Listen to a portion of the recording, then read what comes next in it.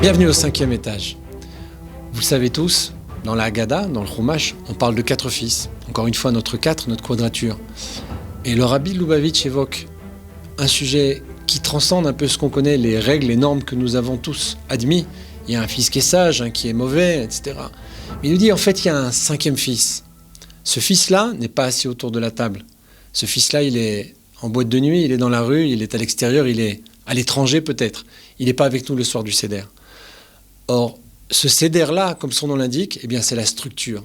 Ce garçon-là n'est pas dans la structure. C'est nous tous, quelque part, avec les années, avec les générations, qui sommes sortis de la structure première de la Torah.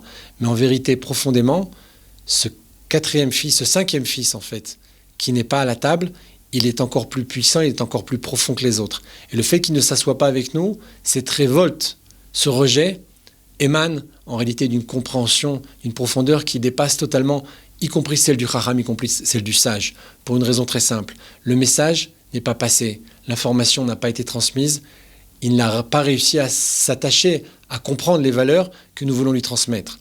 La solution, elle est simple, c'est que nous-mêmes, nous devons réparer notre transmission. S'il a quitté la table, c'est pas parce qu'il n'est pas bon, c'est parce que nous n'avons pas su lui transmettre les vraies valeurs.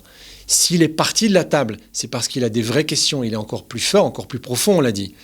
C'est à la base que le problème a été posé. Le problème est chez moi, pas chez mon fils. Mon fils, il n'a pas de problème. Il est le reflet de ce qu'il peut recevoir. Il est la continuation de ce qui a pu être enseigné, vécu. S'il y a des ratés à la maison, si j'ai fait des erreurs, il est beaucoup plus captif, il est beaucoup plus puissant. Il les a vus et il les a reçus encore plus que les autres. De fait, il a quitté la table, de fait, il a quitté la maison.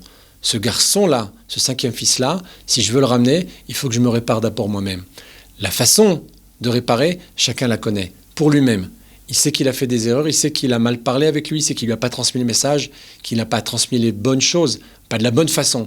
Alors, quand j'arriverai à me réparer moi, alors j'arriverai à ramener ce 5e fils à la table. Ce fils-là a besoin, au-delà de ça, puisqu'il représente cette Yechida, ce 5e degré, c'est le fils de la Géoula, celui qui correspond au Mashiach, il a besoin de valeurs plus profondes.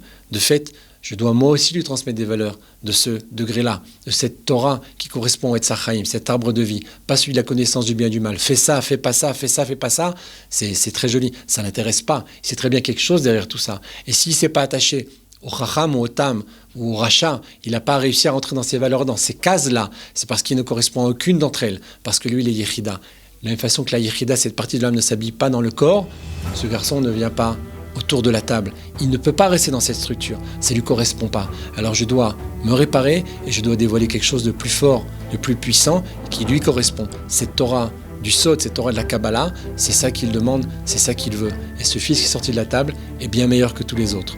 Je donne rendez-vous la semaine prochaine pour la suite de ce 5e étage.